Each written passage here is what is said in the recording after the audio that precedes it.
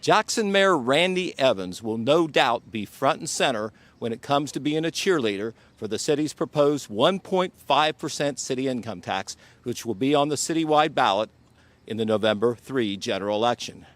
However, Evans also realizes he's going to need all the help he can get in convincing other citizens to support the income tax proposal, as the electorate has rejected 3 previous income tax issues in recent years. Wednesday night, Evans hopes to recruit some other cheerleaders at what he is calling a Citizens for Jackson informational and organizational meeting. The public was invited to attend and learn more about the income tax proposal, and better yet, the mayor hopes, also be part of the effort to win public support for it in the election. It's a citizens committee, basically a campaign committee of citizens to get the facts out, to make sure the citizens of Jackson knows the facts and believes the facts related to the income tax and the funding for the city. In making his pitch to the public, Evans has stated that the extra revenue is needed to head off huge projected deficits in the city's general fund due to declining revenues, and then also to provide funds for needed physical improvements and repairs throughout the city. Okay, the Regional Income Tax Agency has estimated that a 1.5% income tax would bring in $2.2 million annually for the city. So our plan is to split that approximately 50-50. We need about half of that. We need about 1.1 million to replace the utility revenues that we're no longer transferring over into the general fund. We need that in there just to continue the general fund services of police and streets and administration at the current levels. The other half, the other 50%, the other 1.1 million annually, we plan to use for to fix up and clean up this town.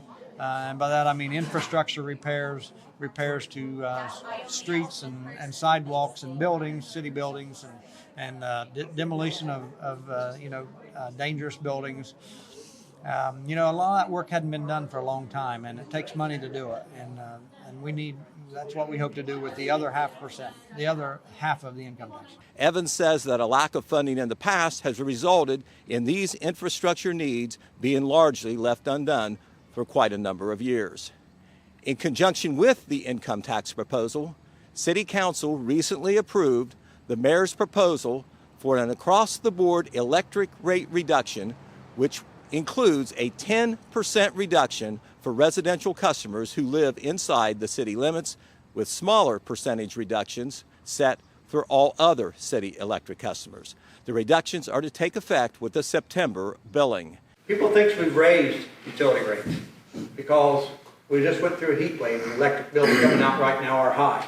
They're high, whether you're on the City of Jackson or ADP or Buckeye Rural, everybody's electric bills are high. We did not raise electric rates. And when was the last time anybody heard anybody cutting electric rates? Well, the City of Jackson cut 3% 2 years ago, and we just cut it another 10%. Evans hopes this measure will show residents that city officials aren't only asking for something, that they are also giving something while also promising an improved version of Jackson. We need half this income tax money not to improve Jackson, just to continue providing the services we are providing this year. Due to next year, due to lack of carryover balance in the general fund and lack of any leftover previous income tax money, and due to there's just not going to be. We're going to have to make major cuts in the general fund next year. So that's not a vision of improvement. That's a vision of continuing the services we're providing, the general fund services. The other half of the income tax money, and that's part of the reason we're asking for 1.5%, is to help the vision, is to make the repairs and improvements to the city that needs done badly, and just hasn't been done for a long time.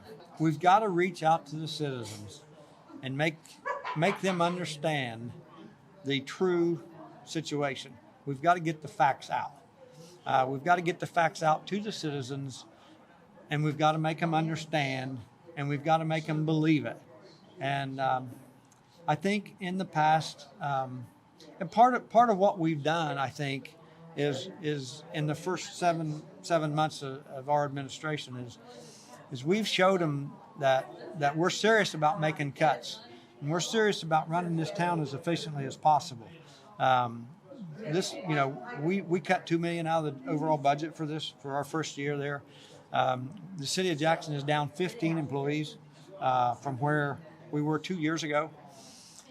We've made cuts to every department in the city, and we continue to look at everything. So I think whether it's right or wrong, in the past, citizens thought that Jackson was just excessive in their spending. Too many new trucks and too much new equipment and too highly paid employees and too many employees. And whether that was true or not, I think we've changed that image because we are serious about it. We're going to run this town as efficiently as possible. We want to still provide the services that the city wants to, the citizens want to pay for. But we're not going to be wasteful with the money. And I think if the citizens of Jackson know the facts and believe the facts, they will understand and they will know that the city of Jackson needs an income tax. And I think I'm hoping that we can get the word out to them, and they will trust us that we will spend it properly. And we put this tax on for 5 years. I didn't talk about that much tonight, but we put it on for 5 years thinking, okay, if you guys don't like what we're doing with it, then it's going to automatically go off in 5 years. But we think they'll like what we're doing with it. We think that they'll like the improvements. They'll like the efficiency, the changes that we've made, and we think. I don't know if we can get it passed or not because it was defeated so badly the last time. I'm hoping that we can get the word out and that we've made enough changes. We've showed good faith. We've showed that we're going to be good stewards of the money, and hopefully they believe us on that. This is Pete Wilson reporting at the Jackson City Council chambers for Total Media and the Telegram.